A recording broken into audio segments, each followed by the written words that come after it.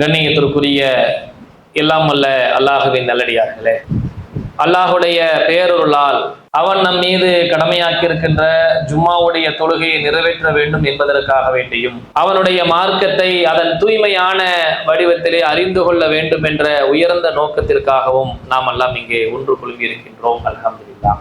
இந்த நேரத்திலே நபிகளார் சொன்ன ஒரு எச்சரிக்கையை நினைவு கூற வேண்டும் என்ற அடிப்படையிலே நம்முடைய வாழ்க்கையிலே அப்படிப்பட்ட ஒரு தீமை நடந்து விடாமல் இருப்பதற்கும் அல்லாஹு ரப்புல் ஆலமீன் எப்படி நம்முடைய காரியங்களை விரும்புவானோ அதுபோல நம்முடைய காரியங்களை அமைத்து இன்மையிலும் மறுமையிலும் வெற்றியடைய வேண்டும் என்ற ஒரு உயர்ந்த நோக்கத்தோடு இந்த செய்தியை நாம் உள்வாங்க வேண்டும். ஒரு முறை நபிகள் நாயகம் ஸல்லல்லாஹு அலைஹி வஸல்லம் அவர்கள் இது மாதிரியான மக்கள் சபையில ஒரு எச்சரிக்கை செய்கிறார்.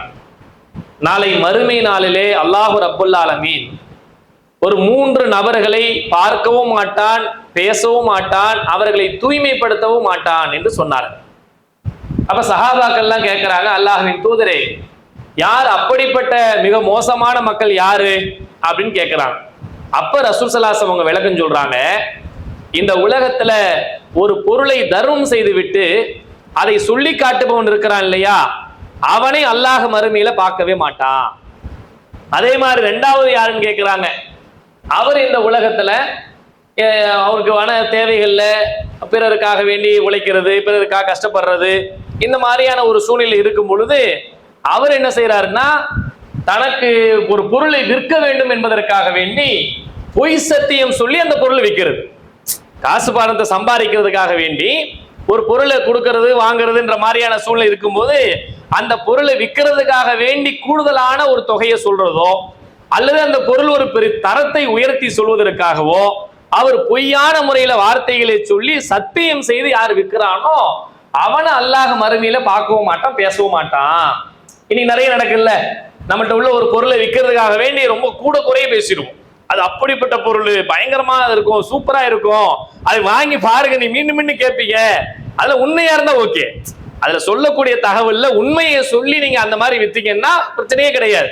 ஒரு சொத்தை விற்பாங்க, ஒரு பிளாட்டை விற்பாங்க, அந்த மாதிரி நேரங்களில் கொடுக்குற பில்டப்லாம் இருக்கும்ல, பயங்கரமா இருக்கும். இதோ ரயில்வே ஸ்டேஷன் பக்கத்திலே வரும், அங்கிருந்து 10 கிலோமீட்டருக்குள்ள இருக்கும்.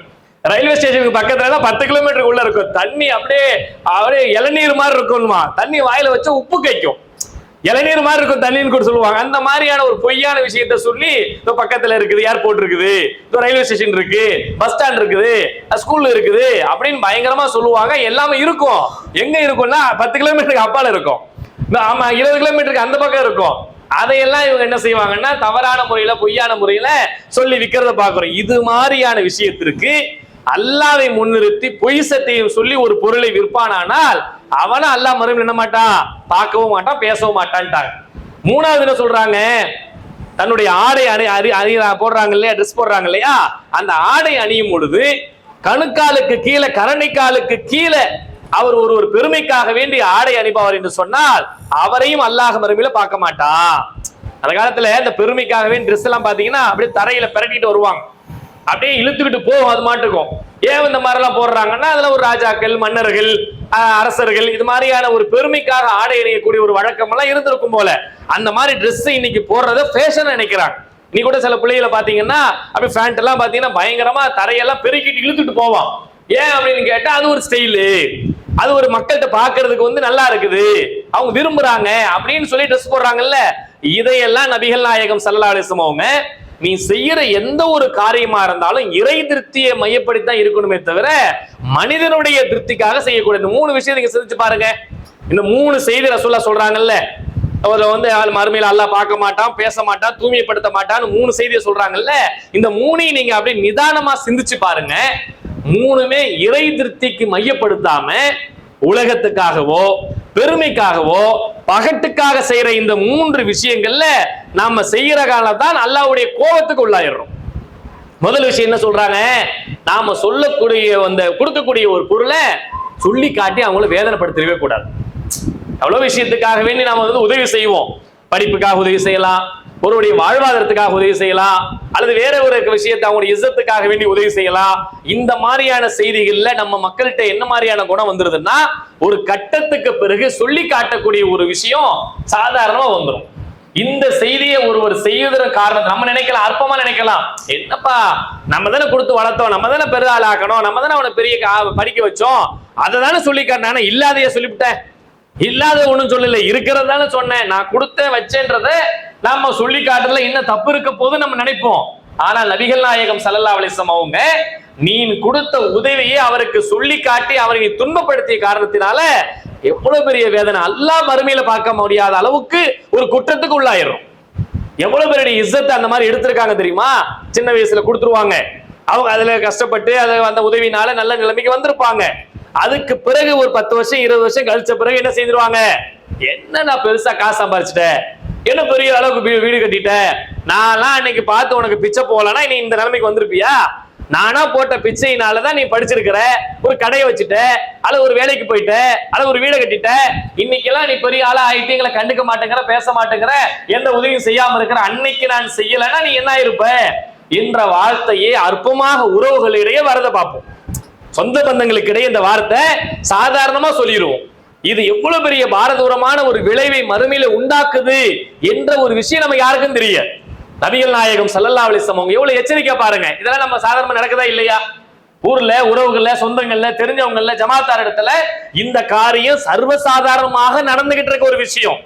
இதை அல்லாஹ்வின் தூதர் அவங்க கண்டிக்கிறாங்க. அல்லாஹ் கூட குர்ஆன்ல சொல்றான், நீங்க கொடுத்த பொருளை சொல்லி காட்டியும் வேதனை செய்யாதீங்க. அவங்கள்ட்ட அவங்க ஏதாவது ஒரு பொருளை கொடுத்து உதவி பண்ணிருப்பீங்க, ஆனா அதை நீங்க சொல்லி காட்டி அவர்கள் துன்பத்தை ஏற்படுத்தாதீங்க. எந்த அல்லாஹ் ரப்புல் ஆலமீனும் திருமறை குர்ஆனை நமக்கு சொல்லக்கூடிய விஷயம் என்னவென்றா, நாம செய்யற உதவி என்பது இறை திருப்தியை மையப்படுத்தி தான் இருக்க வேண்டும். மனிதனுக்காகவோ பெருமைக்காகவோ இயக்கத்துக்காக எந்த உதவியும் இந்த உலகத்துல செஞ்சிடக்கூடாது என்பதை அல்லாஹ் ரப்புல் ஆலமீன் இன்னொரு வசனத்தை நமக்கு தெளிவுபடுத்துறான். இன்னமா நுத்தீமுக்குல்லி வஜ்ஹில்லாஹ் லா நுரீது மின்கும் ஜஸா வலா ஷுக்கூரா. எவ்வளவு பெரிய வார்த்தை பாருங்க. அவன் சொல்றான், இன்னமா நுத்தீமுக்குல்லி வஜ்ஹில்லாஹ், நாங்கள் அல்லாஹ்வுடைய பாதையில நான் உங்களுக்கு உணவளித்தோம். அந்த உணவளித்ததை பத்தி அல்லாஹ் சொல்றான், லா நுரீது மின்கும் ஜஸா வலா ஷுக்கூரா. உங்களிடத்துல அந்த மூமின்கள் எப்படி இருப்பாங்க தெரியுமா? உங்களிடத்துல நன்றியோ பாராட்டியோ அவங்க எதிர்பார்க்க மாட்டாங்க.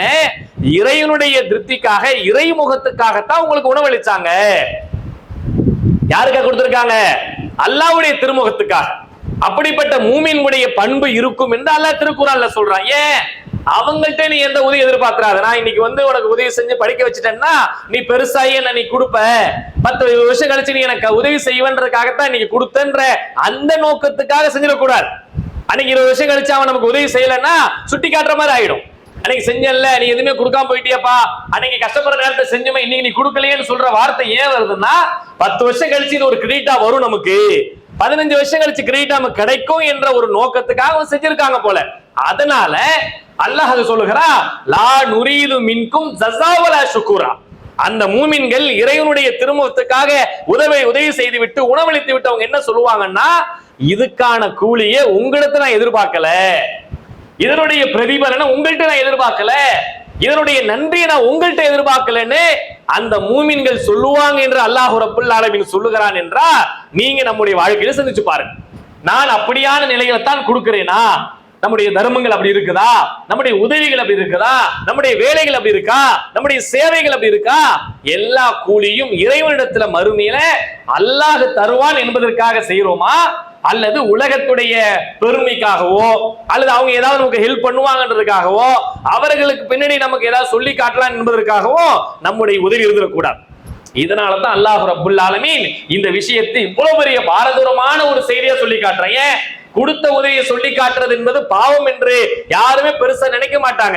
இருக்கிறதா செய்யறோம் அப்படி நினைப்பாங்க. ஆனா நபிகள் நாயகம் ஸல்லல்லாஹு அலைஹி வஸல்லம் அவங்க ஒரு பெரிய குற்றமாக சொல்லி காட்டுறாங்க. இந்த செய்தியை ஒருவர் சரியான முறையில ஃபாலோ பண்ணார் என்றால் உறவுகளுக்கு இடையே மன கஷ்டம் வராது. உறவு ஏன் பிரிஞ்சு போகுதுன்னு நினைக்கிறீங்க? நிறைய உறவு ஏன் பிரிஞ்சு போகுதுன்னா, இந்த மாதிரி கஷ்ட நேரங்களை உதவி செஞ்சுட்டு பின்னாடியே சொல்லி காட்டுற நேரத்துல என்ன ஆயிடுது, அட போப்பா என் மானத்தை எடுத்துட்டாப்லப்பா. உறவுகள்லாம் சொல்லிட்டாங்க, போனை போட்டு எல்லாத்தையும் சொல்றாங்க, தெரிஞ்சவங்க முடி சொந்தக்கார முடியெல்லாம் சொல்லி காட்டுறாப்புல, அதெல்லாம் எனக்கு பெரிய வருத்தமா மன வேதனையா இருக்குன்னு அதுக்கு பிறகு அவங்கள்ட்ட சலான் சொல்றது இல்ல, அவங்கள்ட்ட பேசுறதுக்கு இல்ல, அவங்கள்ட்ட உறவு வச்சுக்கிறது இல்ல. இந்த மாதிரியான நிலைமைக்கெல்லாம் போறதுக்கு காரணம் என்னவென்றால் இந்த செய்தி தான். இதை இஸ்லாம் தடுக்குது. இந்த காரியத்தை செஞ்சிடாதப்பா, அது ஒரு பெரிய பாவமாக குற்றமா போயிடும். எந்த அளவுக்கு நபி ஸல்லல்லாஹு அலைஹி சொல்றாங்க பாருங்க. எவ்வளவு கடுமையான வார்த்தை பயன்படுத்துறாங்க. சில நேரங்கள்ல உதவி செஞ்சிருவோம்ல, அந்த உதவி திருப்பி கேட்கறவங்க இருக்காங்கல்ல, காசை கொடுத்துருவாங்க, வேற ஏதாவது ஒரு பொருளை கொடுத்துருவாங்க, அது அவங்களுடைய தேவைக்காக வேண்டி கொடுத்துருவாங்க. ஏதாவது ஒரு அவசர காலகட்டத்துல சந்தர்ப்பத்துல இவங்களுக்கு ஏதாவது ஒரு தேவை ஏற்பட்டு இருக்கும், அதை போய் கேட்பாங்க. அப்படி கேட்கிற நேரத்துல அவங்களால இயலல, அன்னைக்கு ஒரு 5 வருஷம் முடி 10 வருஷம் முடி உதவி செஞ்சிருப்பாங்க, ஒரு 10 வருஷம் கழிச்சு இவங்களுக்கு ஏதாவது ஒரு தேவை வர்ற நேரத்துல அவங்க ஏதாவது ஒரு பொருளை கேட்பாங்க, அல்லது வேற ஏதாவது ஒரு உதவி கேட்கலாம்னு வைங்க. அந்த நேரத்துல அவங்களால இயலாத பட்சத்துல என்ன சொல்லுவாங்க தெரியுமா? 10 வருஷம் முடி நான் உனக்கு 5 பவுன் கொடுத்தனே, 10 வருஷம் முடி ஒரு 50,000 கொடுத்தனே, நீ அதை இப்ப திருப்பி கொடு. இவங்க இல்லைன்னு சொல்லிட்டாங்கல்ல, அதனால என்ன செய்வாங்கன்னா அதை நீ திருப்பி கொடு. நபிகள் நாயகம் ஸல்லல்லாஹு அலைஹி வஸல்லம் இந்த கதையை இப்படி இந்த விஷயத்தை தண்டிக்கிறாங்க தெரியுமா?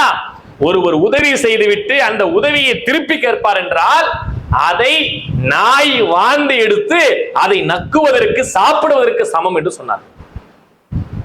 நீ செஞ்ச உதவி நீ திருப்பி கேட்டேன்னு வச்சுக்கோ, அது உதவி, அத கடன் வேற. கடனா கொடுக்கறது வாங்குறதுன்றது அது அக்ரிமெண்ட், தனி விஷயம். இவ்வளவு நாள கொடுக்கணும், இவ்வளவு ரூபா கொடுக்கணும்னு தனியா பேசிக்கிட்டு தனியா எழுதி வாங்கிக்கிறோம், அது வேற விஷயம். ஒருவருக்கு உதவியாகவோ சேவையாகவோ அவருக்காக செஞ்சுட்டு அதை பின்னொரு நேரத்துல எப்பயாவது சந்தர்ப்ப சூழ்நிலை அமையும் போது நீ அதை திருப்பி கொடுன்னு கேட்கறது என்பது மார்க்கத்துல கண்டிக்கப்படக்கூடிய ஒரு விஷயமா சொல்லப்படுது. அது கண்டிக்கிறது ரசூலுல்லாஹ் அதை ரொம்ப கேவலமா சொல்றாங்க. ஒரு நாய் தின்னுட்டு அதை வாந்தி எடுத்த மர தின்னு பார்த்தீங்களா, அதோடைய புத்தி அப்படிதான் இருக்கும். அது என்ன பண்ணாது, அது சாப்பிட்டது செரிச்சு செரிக்காம வாந்தி எடுத்து விட்டு அதை எப்படி நக்கி சாப்பிடுமோ அந்த மாதிரியான ஒரு காரியத்துக்கு சமமானது ஒருவர் செய்த உதவியை திருப்பி கேட்பது என்பது. நபிகள் நாயகம் ஸல்லல்லாஹு அலைஹி வஸல்லம் எந்த அளவுக்கு மார்க்கத்துல இந்த மாதிரியான உதவி செய்யக்கூடிய விஷயங்கள்ல, பிறருக்கு கொடுக்கிற விஷயங்கள்ல, பிறருக்கு செய்த உதவியை சொல்லி காட்டுற விஷயத்துல வரம்புகளை நபிகள் நாயகம் ஸல்லல்லாஹு அலைஹி வஸல்லம் நமக்கு போட்டிருக்காங்கன்றத சிந்தித்து பார்க்க கடமைப்பட்டிருக்கிறோம். இந்த விஷயங்கள்ல சரியான முறையில் உள்வாங்காதனாலதான் அறிஞ்சு அறியாமலே கோபதாபங்கள்ல சில சந்தர்ப்ப சூழ்நிலை நம்முடைய வார்த்தைகளை மிகைச்சு போய் பாவமான குற்றமான ஒரு நிலைமைக்கு போற மாதிரி ஆயிடுது. நபிகள் நாயகம் ஸல்லல்லாஹு அலைஹி வஸல்லம் அவங்க இந்த அளவுக்கு கண்டிக்கக்கூடிய ஒரு சூழ்நிலை வர்றதுக்கான விஷயம் என்ன? இந்த மாதிரி பாவத்துக்கு புரிஞ்சுட்டு போயிடக்கூடாது. நம்ம வாழ்க்கையில அல்லாஹ் காப்பாற்றணும். யாராவது அப்படியான உதவிகள் நம்ம செய்திருப்போம் என்றால் அதை யார்கிட்டையும் சொல்லி காட்டிதான் வேண்டாம். அது பெருமை என்ற எண்ணம் வந்துடக்கூடாது. வேற ஏதாவது ஒரு விஷயத்துக்காக நம்ம சொல்லக்கூடிய ஒரு சூழ்நிலை ஏற்பட்டா கூட இறைவா நான் இதை பெருமைக்காக சொல்லல, இது ஒன்னிடத்துல நன்மை இழந்ததுக்காக சொல்லல, வேற ஏதாவது ஒரு நன்மையான விஷயத்தை பயக்கும் என்று சொன்னால், அதனால இன்னொரு நன்மையான காரியம் நடக்கும் என்று சொன்னால் அந்த நேரத்துக்கு அதுக்கான சந்தர்ப்ப சூழ்நிலைக்கு சொல்லுவோம் என்று சொன்னால் அதை உள்ளத்தை அல்லாஹ் அறிஞ்சவனா இருக்கிறான், அது அல்லாஹ் புரிஞ்சவனா இருக்கிறான். ஆனா அது மாதிரி இல்லாத பட்சத்துல நம்ம ஒரு பெருமைக்காகவோ பகட்டுக்காகவோ அவருடைய மனசு சங்கடப்படுறதுக்காகவோ நாம் பெரிய ஆளு நான் எப்படிப்பட்ட ஆளுன்னு காட்டுறதுக்காகவோ அந்த மாதிரி சொல்லிவிட்டோம் என்று சொன்னால் அது நம்முடைய நன்மை அனைத்தையும் அழித்து அல்லாஹ்விடத்துல மறுமையில அல்லாஹ்வை பார்க்க முடியாத ஒரு குற்றத்துக்கு உள்ளாயிடுவோம் என்பதை புரிந்து கொள்ளணும். அதுல ரசூலுல்லாஹ் இன்னும் என்ன சொல்றாங்க, முதல்ல சொல்லி காட்டக்கூடிய விஷயத்தை செஞ்சுக்கிறவன் மறுமையில அல்லாஹ் பார்க்க மாட்டான். ரெண்டாவது என்ன சொன்னாங்க, நம்முடைய பொருளை விற்கிற நேரத்துல பொய் சத்தியம் செஞ்சிடக்கூடாது. நம்ம ஒரு பொருளை விற்க போறோம் என்றால் உண்மையா சொல்லுவீங்க. ரசூல் ஸல்லல்லாஹு அலைஹி வஸல்லம் காலத்துல ரசூல் அது மாதிரி ஒரு வீதியில போய்கிட்டு இருக்காங்க. போற நேரத்துல கோதுமை குவியல் ஒண்ணு குவிக்கப்பட்டிருக்கிறது. கோதுமை அந்த காலத்துல கோதுமை தான் விற்பனை, பேரிச்சம்பழம் கோதுமை இதான் வச்சிருக்கிறாங்க. அந்த மாதிரியான விற்கிற நேரத்துல மேல பார்த்தோம்னு சொன்னா அப்படியே காஞ்ச மாதிரி இருக்கு. உள்ள போட்டா எல்லாம் மலையில் நனைஞ்சு போய் ஈரமா இருக்குது. ரசூல் ஸல்லல்லாஹு அலைஹி வஸல்லம் உள்ள கையை விட்டு எடுத்து பார்த்தாங்க, உள்ள ஈரமா இருக்கு, மேல காஞ்சதா இருக்கு. ரசூலுல்லாஹ் சொல்றாங்க, எப்பா இதை நீ தெளிவுபடுத்தி வித்தியா? இந்த விஷயத்தை நீ தெளிவுபடுத்தாமல் பொய் சொல்லி விற்பை என்றால் அல்லாஹ்வுடைய பரக்கத்து உன் வியாபாரத்துல இல்லாம போயிரும். உண்மையை சொல்லி எந்த ஒரு காரியம் வந்தாலும் நெருக்கடி வந்தாலும் சத்தியத்தை உண்மையை உள்ளதை உள்ளபடி சொல்லு, கூட குறைய மாத்தி பேசாத, பொருளை விற்கிறதுக்காக வேண்டி பொய் சொல்லிடாத. எவ்வளவு ஒரு ஒழுக்கத்தை இஸ்லாம் சொல்லுது பாத்தீங்களா? இன்னைக்கு நிறைய பேர் ஆன்லைன்ல ஏமாந்து போறவங்க எத்தனை பேர்? நம்மள இன்னைக்கு உள்ள ட்ரெண்ட் என்னன்னா நேர்ல போய் ஏமாறது ஒரு டீம், இன்னொரு டீம் என்ன பண்ணி இருக்குது ஆன்லைன் பர்ச்சேஸ் அப்படின்னு இறங்குவாங்க, லட்சக்கணக்கில் விட்டுருவாங்க இருக்காங்க. லட்சக்கணக்கு உண்மை மிகையா சொல்லலங்க. பிசினஸ் பண்றன்ற அடிப்படையில நீ 1000 ரூபாய் சேர்ந்தோம்னா உனக்கு ஒரு 5000 ரூபாய் கிடைக்கும்னு சொல்லுவான். இவர் என்ன பண்ணுவாரு, 1000 ரூபாய் அனுப்புவாரு, அப்புறம் ஒரு 5000 வரும். 5000 வந்துருச்சா நீ இப்ப 4000 ரூபாய் போடு, உனக்கு 20 ரூபாய் 20000 வரும்னுவான். உடனே இவர் 4000 அனுப்புவார், ஒரு 20000 அனுப்புவான். அடுத்து பார்த்தா ஒரு 50000 அனுப்பணுவான். அதோட ஆளு சுவாக ஆயிடுவான். அவ்வளவுதான், முடிஞ்சு போச்சு. சின்ன மீனை போட்டு பெரிய மீன் பிடிக்கிற கதையா? 1000 ரூபாய் அனுப்புவோம், 2000 அனுப்புவோம், அதுக்கு பிறகு ஒரு 4000 அனுப்புவோம், அதுக்கு பிறகு நீ 50000 போடு உனக்கு 5 லட்சம் வருவானா? இவனும் அதை நம்பி நடந்த சங்கதி. நம்ம நேரடியா ஜமாத்துல போய் பார்த்து ஒரு சில சகோதரர்கள் 5 லட்சம் 10 லட்சம் 20 லட்சம் எல்லாம் ஆன்லைன்ல இறந்திருக்காங்க. ஜமாத்துல நேரடியா புகார் வந்த செய்தியை சொல்றேன். கூட குறைய அறியாத குறையதெல்லாம் சொல்லல. அறியாத நிறைய ஆன்லைன்ல வருது, நிறைய விஷயங்களை இறந்துட்டோன்னு சொல்லி நிறைய வீடியோக்கள் நம்ம பாக்குறோம். அழுகுறாங்க, கண்ணீர் வடிக்கிறாங்க. அதெல்லாம் ஒரு பக்கம் இருந்தாலும் கூட நேரடியாக நம்மளே நம்முடைய சகோதரர்கள் வந்து இந்த மாதிரி எல்லாம் இறந்து போறாங்கன்னு பார்த்தா, பொருள் வாங்குறதுக்காக போனேன், புதுசா ஒரு பொருளை காட்டினாப்ல, இப்படி வாங்கினா இது ஒரு வியாபாரம் சொன்னாப்ல, இப்படி பிசினஸ் சொன்னாப்ல அப்படின்னு என்ன செய்வாங்க, உள்ள போவாங்க. லட்சக்கணக்கில் கோடி கணக்கில் ஏமாந்து போறவங்க எல்லாம் பாக்குறோம். அப்ப இதெல்லாம் என்னது? இதெல்லாம் ஒரு மக்களை ஏமாத்துற ஒரு பிசினஸ் தான், பொய் சொல்ற பிசினஸ் தான். எப்பவுமே உள்ளதை இஸ்லாமை பொறுத்த அளவுக்கு பொய் என்பது இஸ்லாத்துல எந்த இடத்துலயும் நமக்கு ஒரு விற்பனைக்காகவோ மார்க்கத்துக்காகவோ சொல்லுகிற சூழ்நிலை பார்க்கவே முடியாது. எதையும் ஒரு மனிதனை நீ திருப்திப்படுத்துவதா இருந்தால், மனிதனுக்கு ஒரு சத்தியத்தை சொல்வதா இருந்தா உள்ளதை உள்ளபடி சொல்லு. அது 4 ரூபாய் கம்மியா இருக்கட்டும், 1 ரூபாய் கம்மியா இருக்கட்டும், 10 ரூபாய் கம்மியா இருக்கட்டும், அது பிரச்சனை இல்ல. ஆனால் இருக்கிறதை உண்மையை உள்ளதபடி சொல்லு என்ற விஷயத்தை மார்க்க நமக்கு எவ்வளவு செய்தி 1500 ஆண்டுகளுக்கு முன்பாகவே நபிகள் நாயகம் ஸல்லல்லாஹு அலைஹி வஸல்லம் விழிப்புணர்வு சொல்லிட்டு போனாங்க. இன்னைக்கு இந்த விழிப்புணர்வு இல்லாதனாலதான் நம்ம பிசினஸ்ல குடுக்கல் வாங்கல நிறைய பேர் தப்பான விஷயங்கள்ல நடக்கிறாங்க. ஒரு காலத்துல முஸ்லீம் என்று சொன்னாலே வியாபாரத்துல உண்மையா இருப்பாங்க, நேர்மையா இருப்பாங்க. அப்படி பார்த்து இஸ்லாத்துக்கு வந்தவங்க உண்டு. முஸ்லிம்களுடைய நடவடிக்கையை பார்த்து, வியாபார சூழ்நிலையை பார்த்து இவ்வளவு தரமா கொடுக்குறாங்களே, உண்மையா இருக்காங்களே, நேர்மையா இருக்காங்களே, பொய் இல்ல கூட குறை இல்லைன்னு சொல்லி அந்த வியாபார விஷயங்கள்லாம் பார்த்து இஸ்லாமிய மார்க்கத்தை ஏற்றுக்கொண்ட சகோதரிகள்லாம் நிறைய பேர் உண்டு வரலாற்றுல. அந்த அளவுக்கு இருந்தவங்க எல்லாம் இன்னைக்கு இந்த சில சைத்தானிய சிந்தனையினால் பொருளாதாரத்துக்காக வேண்டி பொய் சொல்லி வியாபாரத்துல வீணான முறையில போறதெல்லாம் பாக்குறோம். நிறைய பேர் பொருளாதார மோசடி பண்றாங்க அப்படின்னு ஆன்லைன்ல வரக்கூடிய செய்தியெல்லாம் பாக்குறோம். அப்ப அந்த மாதிரி எல்லாம் நம்முடைய வாழ்க்கையில இல்லாம உண்மையை தெளிவாக சொல்லி பிசினஸ் பண்றதுதான் அல்லாஹ்வுடைய பரக்கத்து கிடைக்கும். நீங்க சொல்ற பொய்யினால கோடி கோடிய கொட்டலாம், நிறைய காசு பணம் இருக்கலாம், அல்லாஹ்வுடைய பரக்கத்து கிடைக்குமா? மறுமையிலுக்கு அல்லாஹ் பார்த்துட முடியுமா? அவன் நம்மள்ட்ட பேச மாட்டான், அவன் நம்மளை பார்க்க மாட்டான், அவன் நம்மளை தூய்மைப்படுத்த மாட்டானா உலகத்துல இந்த காசை வச்சு நம்ம என்ன பண்ண? மறுமையில போய் அல்லாஹ் ஒருத்தர் என்ன செய்ய? அவனை தவிர உதவி செய்வதற்கு மறுமையில வேற யாரும் கிடையாது. அப்படிப்பட்ட அந்த சன்னிதானத்துல நிற்கக்கூடிய நேரத்துல இறைவனுடைய கருணை எனக்கு வேணும், அவனுடைய அன்பு வேணும், அவனுடைய பார்வை எனக்கு வேணும் என்று சொன்னால் இந்த உலகத்துல இறைவன் சொல்வதை போல நாம் வியாபார விஷயங்கள்ல குடுக்கல் வாங்கல் விஷயங்கள்ல உண்மையை உள்ளதைப்படி சொல்லுகிற ஒரு வாய்ப்பை அல்லாஹ் ரப்புல் ஆலமீன் ஏற்படுத்த வேண்டும். அடுத்து 3வது ரசூல் என்ன சொல்றாங்க பாருங்க. ஆடை ட்ரெஸ் போட நேரத்துல கணுக்காலுக்கு கீழே உங்களுடைய ஆடைகளை பெருமைக்காக எடுக்காதீங்க. ஏன்னா நம்ம சைத்தான் நம்முடைய விஷயத்துல என்ன செய்வான்? பெருமையை போடுவான்.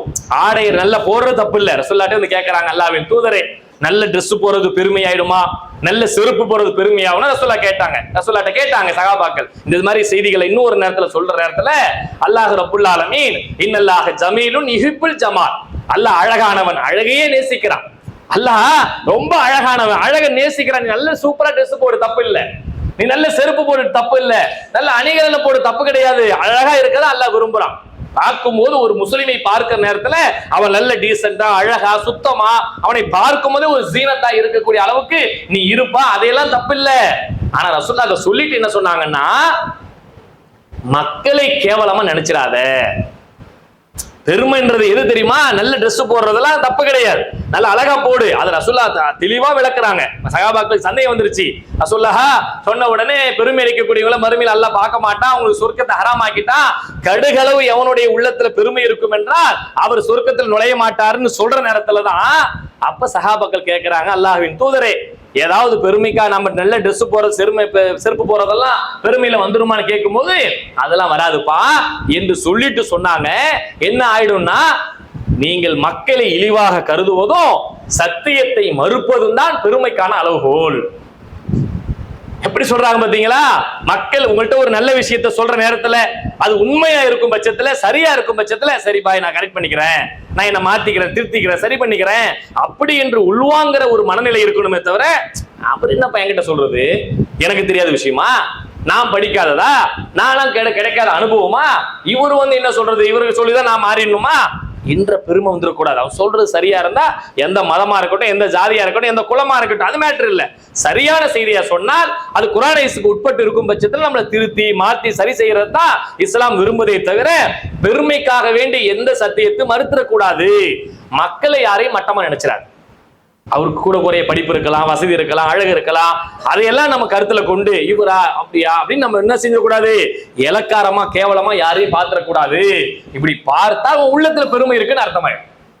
ஒரு மனுஷனை பார்த்த உடனே உடல் தோற்றத்தை பார்த்தோ வேற வேற விஷயத்தை பார்த்தோ அவங்கள மட்டகரமா நினைக்கிற ஒரு பன்மை வந்துருச்சுன்னா அதுதான் உள்ளத்துல பெருமை என்று சொன்னாங்க. இந்த மாதிரி விஷயத்தை ரசூல் ஸல்லல்லாஹு அலைஹி வஸல்லம் விளக்கி இருக்கிறாங்க. இந்த இடத்துல எங்க வருது, ஒருவர் பெருமைக்காகவே என்ன செஞ்சக்கூடாது, கணுக்காலுக்கு கீழே கரணைக்காலுக்கு கீழே ஆடை அணியாதிய, எப்பயுமே சேஃபா கரணைக்காலுக்கு மேலே போடுங்க. யாரு கேலி பண்ணிட்டு போனோம், கிண்டல் பண்ணிட்டு போயிட்டோம், அதுல என்ன இருக்கு? மனுஷனுக்காக நம்ம வாழ்றோம், மறுமைக்காக அல்லாஹ்வுக்காக தானே வாழ்றோம். யாரை என்னமா நினைச்சிட்டு போறாங்க, முக்கா பண்ணிட்டு போறேன்னு சொல்லிட்டு போறோம், அல்லது வேற ஏதாவது சொல்லிட்டு போட்டோம். நம்முடைய ஈமானை பாதுகாக்கிற விதமாக, நாம் இஸ்லாத்தை பாதுகாக்கிற விதமாக, தூய்மையான முறையில் ஆடை அணுகிற விதமாக அது போல ஒரு ஆடையை அணிந்து கொள்கிற பண்பை ஏற்படுத்திக் கொள்ளணும். இதை நபிகள் நாயகம் ஸல்லல்லாஹு அலைஹி வஸல்லம் என்ன செய்யறாங்கன்னா நமக்கு தெளிவுபடுத்துறாங்க. இந்த 3 பேர் யாரெல்லாம், கொடுத்த பொருளை சொல்லி காட்டுறவரு, அதே மாதிரி தன்னுடைய பொருளை விற்பதற்காக வேண்டி பொய் சத்தியம் செய்யறவரு, அதே மாதிரி கரண்டைக்கால் கணுக்காலுக்கு கீழே ஆடையை அணிபவர், இந்த 3 பேரையும் அல்லாஹ் ரப்புல் ஆலமீன் மறுமையில பார்க்க மாட்டான், பேச மாட்டான், தூய்மைப்படுத்த மாட்டான் என்று சொல்லி அல்லாஹ்வின் தூதர் அவர்கள் எச்சரிக்கிறார்கள். இந்த எச்சரிக்கையை செய்து இருந்த அல்லாஹ் ரப்புல் ஆலமீன் நம்மை விழிப்புணர்வோடு வாழுகிற சிறந்த சமூகமாக நம் அனைவரையும் ஆக்கி அருள் புரிவானாக என்று கூறி நிறைவு செய்கிறேன். வாஹிரு தாவானா அல்ஹம்துலில்லாஹ்.